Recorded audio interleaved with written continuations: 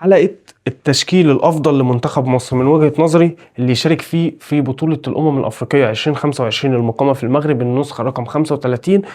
وأنا حاطط التشكيل ده لأن المفروض منتخب مصر خصوصا في دور المجموعات يبقى هو صاحب الكورة، يبقى هو المنتخب اللي بيلعب على إنه يسجل، ما يبقاش بيلعب تحت الكورة. فعشان كده حطيت التشكيل ده، واللي أنا شايف إن ده أفضل تشكيل تلعب بمصر على الأقل خالص دور المجموعات. بس الأول تعالى نتكلم مع بعض على قائمة منتخب مصر اللي اختارها الكابتن حسام حسن عشان تمثل المنتخب في أفريقيا 2025. حراسة المرمى محمد الشناوي، مصطفى شوبير، محمد صبحي واحمد الشناوي. خط الدفاع موجود فيه محمد هاني واحمد عيد. ناحية اليمين رامي ربيعة، خالد صبحي، ياسر ابراهيم، محمد اسماعيل، حسام عبد المجيد.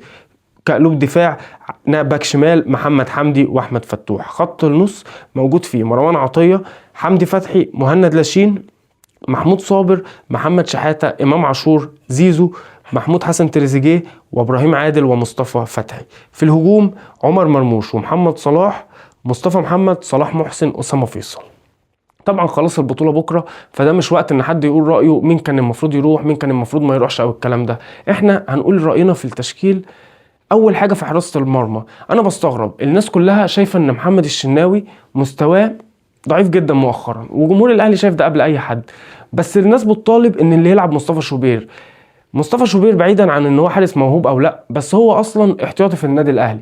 فمنتهى الظلم ان يبقى الاعلام والناس بتطلب ان مصطفى شوبير هو اللي يلعب، وان هو مصطفى شوبير اللي يبقى محطوط عليه السبوت، لان اي حارس هيشوف حاجه زي دي طبيعي هيحس بالظلم، وطبيعي مش هيدي زي ما كان بيدي قبل كده. في حراس كتير اتظلمت انها ما كانتش موجوده في القايمه، زي مثلا عامر اللي شايل في دفاع غزل المحله اقوى دفاع في الدوري المصري والراجل ما بيروحش.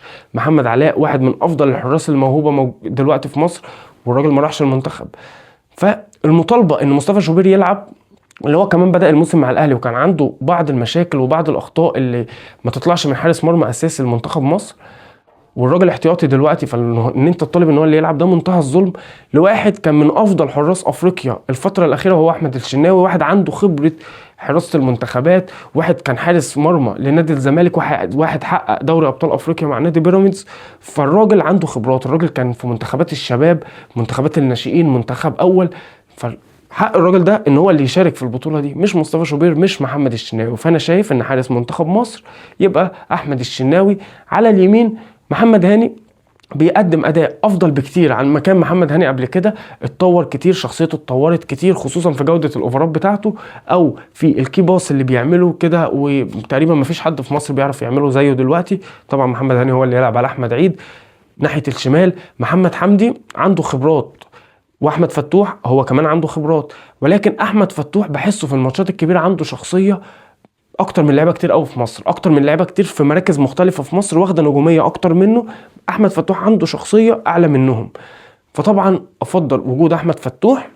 قلبين الدفاع، فانا شايف رامي ربيعه مقدم كوارث في الدوري الاماراتي، ياسر ابراهيم مقدم موسم من اسوأ مواسمه مع الاهلي منذ انضمامه الى الاهلي. انا شايف ان خط دفاع منتخب مصر قلبين الدفاع اللي يلعبوا يبقى حسام عبد المجيد ومحمد اسماعيل. محمد اسماعيل هو اكتر واحد في كل قلوب الدفاع اللي موجوده مع الكابتن حسام حسن، يقدر يخرجك بالكرة، يقدر ان هو يطلعك ويبني لك هجمه، يقدر ان هو يفيدك من الناحيه الهجوميه. لان انا شايف ان انا حاطط تشكيل زي ما قلت لك بفضل فيه ان انا همسك الكرة وههاجم، مش ان انا هتحفظ، خصوصا في دور المجموعات. فانا شايف ان اللي يلعب محمد اسماعيل وحسام عبد المجيد. حسام عبد المجيد هو المدافع الاعلى قيمه تسويقيه ما بين كل مدافعين مصر حاليا. حسام عبد المجيد اللي عنده تقل وخبره، لعب هو كمان منتخبات ناشئين، منتخبات شباب، لسه لاعب اولمبياد مركز رابع في اول مره في تاريخ مصر. مركز 6 انا بحط فيه مهند لاشين. مهند لاشين بيطلع بالكرات افضل بكتير جدا من مروان عطيه.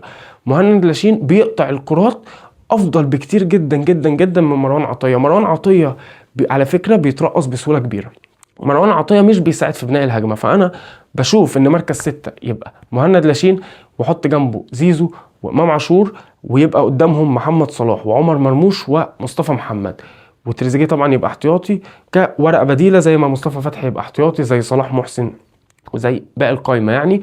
فانا شايف هي دي التشكيل. ما ينفعش يبقى عندك مصطفى محمد ومرموش ومحمد صلاح، طبعا محمد صلاح مش هيقعد، ما ينفعش مرموش او مصطفى محمد باي شكل من الاشكال يبقوا المحترفين بتوعك وتقعدهم احتياطي، لازم يبقوا اساسيين. لازم التشكيل يبقى فيه محمد صلاح ومرموش مصطفى محمد، زيزو وامام عاشور يبقوا جنب مهند لاشين ويبقى ليهم الحريه، وخصوصا امام عاشور اللي يقدر انه يهاجم ويقدر يدافع بنفس الجوده، يقدر يبني لك لعب، يقدر يبقى هو المحور الرئيسي في الاداء بتاعك. اخر حاجه، الكابتن حسام حسن في 2010 كان مخلي شيكابالا افضل لعيب في مصر، ويمكن افضل لعيب عربي وقتها كمان، وخد شيكابالا فعلا الجائزه دي من جريده الهداف الجزائريه وقتها.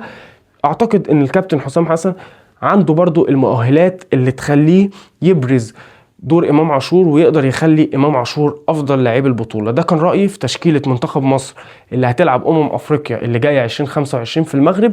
انت كمان قول لي في الكومنتات تحت شايف ايه افضل تشكيل ممكن يلعبه منتخب مصر في افريقيا القادمه، ورايك في التشكيل. ولو عجبتك الحلقه ما تنساناش بقى بلايك شير وسبسكرايب، وما تنساش تقول لي في التعليقات تحت ايه افضل تشكيل شايف ان منتخب مصر يلعب بيه في بطوله الافريقيه.